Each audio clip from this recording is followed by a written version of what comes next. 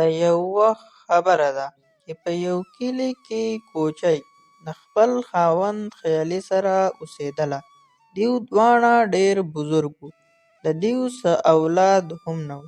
د زندګۍ تېرولو دپاره به خیالي په خپل کلي کې رکشه چلوله. هم د دیو په ګاونډ کې ببرک او افسانه هم اوسېدل. ببرک یو ځوان هلک و چې هغه به هم رکشه چلوله. یوه ورځ ببرک د خیالي کور طرف ته راشي او هغه ته اواز لګوي. وایي ورته چې خیالي جي، او خیالي جي، ستا نن د رشکې ویستو اراده نشته کو؟ خیالي جي ورته د کور نه اواز ولګوي. हाँ जी बबरक बेटा हाय दे زدرلمه. دی په ببرک پسې بهر ته راوځي.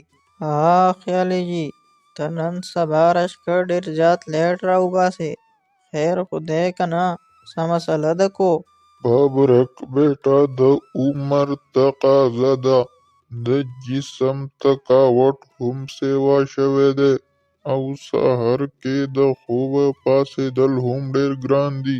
بیا هغو دواړه خپلې رکشې راوباسي او ښار طرف ته روان شي.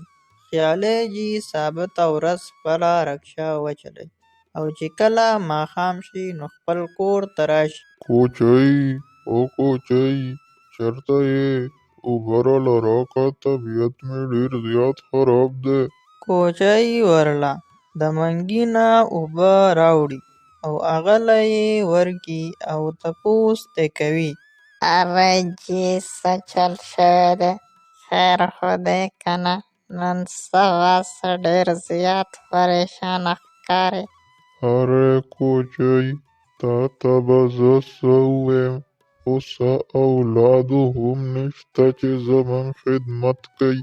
په دې عمر کې زما نه نور دومره کار نه کېږي او اوس خو په ښار کې حکومت بسونه هم سټارټ کوي.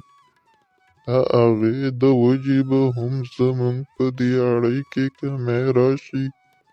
زه ووایم چې په هغې سره زموږ ضروریات پوره شي. اره جي هېڅ خبره نه ده، الله به موږ ته څه نه څه لار راوباسي. هغه موږه ویني، چېرته به هم موږ یوازې پرېنږدي. ٹھیک خبره کوې ته، الله به خیر کړي. هم په هغه ذات بروسه پکار ده. کوچی ګوري چې د هغې د خاوند جسم ډېر زیات ګرم شوی وي او طبیعت یې ډېر خراب وي.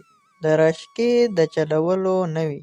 په دې کې ببرک راشي. خیالي جي، او خیالي جي، ستا نن بیا د کار کولو اراده نشته کو؟ د ببرک اواز اورېدو سره کوچی بهر ته راوځي او ببرک ته وایي. ببرک زویه، د هغه طبیعت ډېر زیات خراب دی. ته داسې چل وکړه چې هغه له ډاکټر راوله. حاجي ښه، تاسو هېڅ غم مه کوئ، زه ځم او په دې ساعت ورله ډاکټر راولم. ببرک لاړ شي او د کلي ډاکټر راوړي. د دیو طبیعت ډېر زیات خراب دی. دیو ته د آرام کولو ضرورت دی. نه جي زما ګزاره شته، زه کار کولی شمه.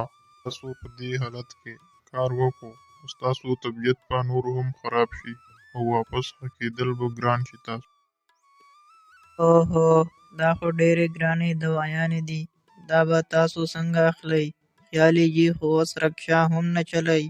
زه به څه نه څه کار کوم، خو دلته به دا دوايانې اخلم چې دی پوره ښه شي نو بیا به هله رکشه چلوي. بیا ببرک خپل کور ته لاړ شي.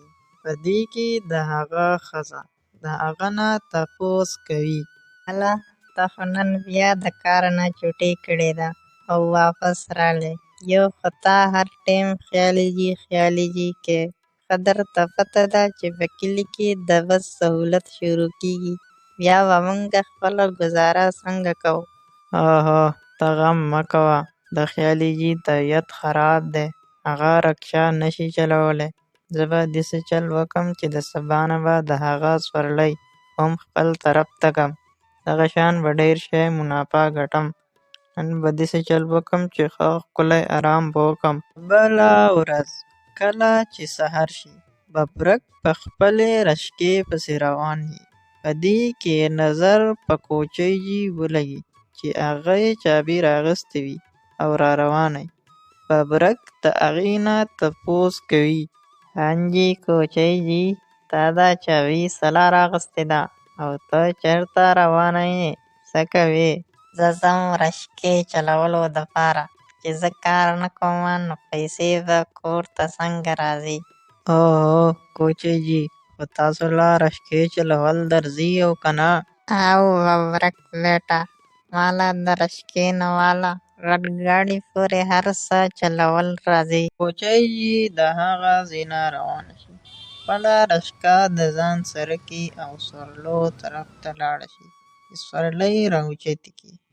او ببرک په خپل زړه کې سوچ کوي: دا بوډۍ ښځه به څومره محنت وکړي، دا به چېرته یوه ورځ رشکه وچلوي، بیا به یې ګاک ماته پاتې شي. دا کوچۍ ثابته ورځ د رشکو په سټېنډ باندې ولاړه وي، خو یوه سورلۍ هم د دې خواته را نشي. چې کله ماښام شي دا کور ته راځي، خو په دې کې د دې مخې ته یوه چړیا راتاوه شي چې دا هغه راوچته کي او زړه یې پې وسوځي. د ځان سره یې په رشکه کې کیږدي. کله چړیا په رشکه کې کیږدي نو د دې نه د سرو زرو مرغۍ جوړه شي او رشکې ته څانګونه ولګي. رشکه په الوتو شروع شي نو بوډۍ دغه رشکه خپل کور ته راولي. ماښام یې او رشکه هلته ودرېږي او چړیا د ځان سره خپل کور ته ویسي. په بل سهار چې کله کوچۍ رکشه راوباسي او رکشې سټېنډ ته لاړه شي نو یوه سورلۍ یې خوا ته راشي او وایي ورته: اما جي، ما خپل دې راکټ رکشه کې د ګاونډي کلي پورې ویسه، زه به درله پوره 200 روپۍ درکم. ولې نه جي قربان، راځئ چې ویسم او کښېنئ په رکشه کې. ورو خلکو د راکټ رکشه کې سفر کول غوښتل. دغه شان به کوچۍ خلک د یو کلي نه بل کلي ته وړل او د دوايانو روپۍ به پوره کېدې. او په دغه شان خیالي جي صحت هم ورو ورو ښه کېدو. خو دا خبره د څه خلکو نه ازمېده: ببرک او افسانه، چې هغو په دې خبره سره ډېر پریشان وو. ته اینې که نه، په کلي کې څه روان دي؟ دا ټول ستا د وجې. یو خو بس سورلۍ ختمې کړې او بل راکټ رکشې. که دا هر څه داسې چلیږي زموږ زندګي تېرول به مشکل شي. اوهو ښځې، ته فکر مه کوه. خیالي جي او کوچۍ جي په ما ډېر یقین ساتي. هغو ما ته ویلي دي چې د هغو رشکه د څه د وجې الوزي. هو، څه ته ووایه که نه، د څه د وجې الوزي؟ د هغو سره د یو سرو زرو چړیا ده چې هغه په رکشه کې دی نو رکشه الوزي. بس موږ له صرف هغه چړیا پټول پکار دي. ها؟ صرف دومره خبره؟ صرف چړیا پټول دي؟ دا خبره ته په ما باندې پرېږده، په غلا کولو کې خو زه ماهره یمه. په بله ورځ کوچۍ رکشه راولي او ودرېږي او چړیا د ځان سره کور ته ویسي. افسانه د کوچۍ دروازې له راشي اواز لګوي چې په دې کې کوچۍ راوځي. جي افسانه بچیه، ستا په دې شپه باندې څه پکار دی؟ خیر خو دی که نه؟ او کوچۍ جي خیر دی، خو ببرک روټۍ نه وه خوړلې، که لږ پیاز یې نه راګیرله، زموږ کره ختم شوي دي. خیالي جي ویده وي او کوچۍ لاړه شي افسانې له پیاز راخلي. افسانه زر دننه پټه لاړه شي او هغه چړیا د ټېبل نه راواخلي، خپل پرس ته یې واچوي. د کوچۍ نه پیاز هم راواخلي او خپل کور ته لاړه شي. د ډېرې خوشحالۍ نه ببرک او افسانه د سحر کېدو نه مینا مینا چړیا راوالې او رکشکې یې ولګئ چې کله هغو په رکشکې کیني نو د چړیا رنګ سور شي او رکشه والوزي. رکشه د ببرک تقابونه بهر شي او هغو یو ځنګل ته ویسي. دغه شان ببرک او افسانې ته د هغو د بدنیتۍ او غلا نتیجه میلاو شي. په ځنګل کې خوشي پاتې